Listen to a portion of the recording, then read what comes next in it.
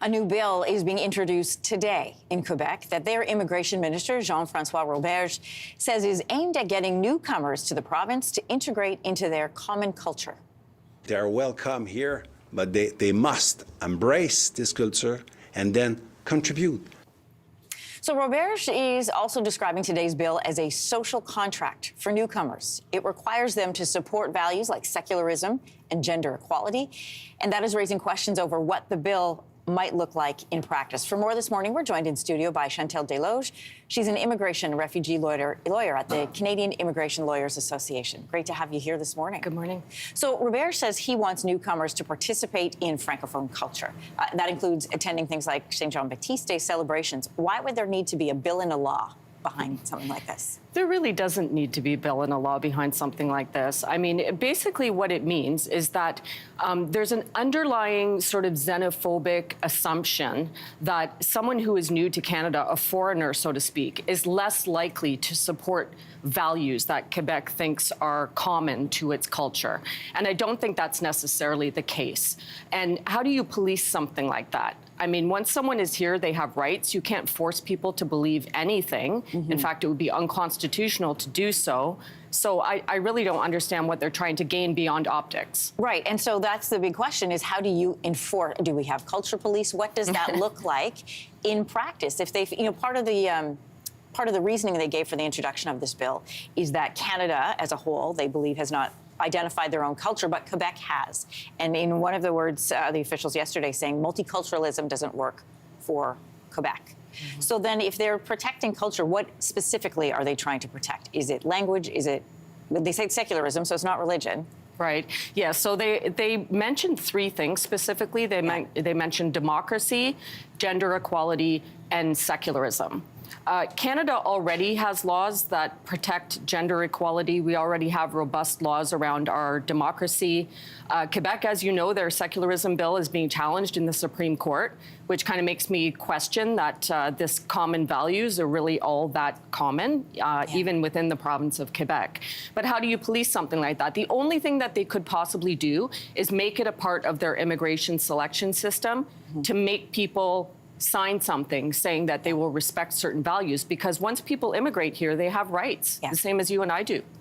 What effect, this is for newcomers specifically, but what effect could this have on newcomers who are currently living in the province? Yeah, well, I mean, again, if they want to achieve permanent resident status, they have to go through a process, not only federally, but in the province of Quebec as well. They could perhaps add a step to their immigration system, which, forces people to sign a certain declaration. But who's not going to sign that? I mean, and once a person signs it saying, okay, I'll agree to certain values, how do you enforce that once they become a permanent resident? You can't. One of the other reasonings given was to avoid what they described as ghettoization. Can you explain what they would mean by something like that? Yeah, so I think what they're concerned about is communities becoming overly insular, not sort of mixing and melting with the rest of the local population. But I mean, I find it interesting that they call this an integration bill, when in fact, I think all it's going to do is really sow division between people and try to treat foreigners as something other than the local people. Quebec's secularism and language laws, both of those were controversial, 96 and 21. They're facing legal challenges. So you are a lawyer. What challenges do you expect to this? Oh, I expect it to be challenged right away on equality basis, freedom of religion basis, freedom of conscience basis. I mean, you can enforce on people's behaviors, but you can't enforce on the way that people think. It's just simply illegal in Canada to do that. We have the right to have opinions that other people find repugnant, and that is still absolutely legal, and that is part of a functioning democracy.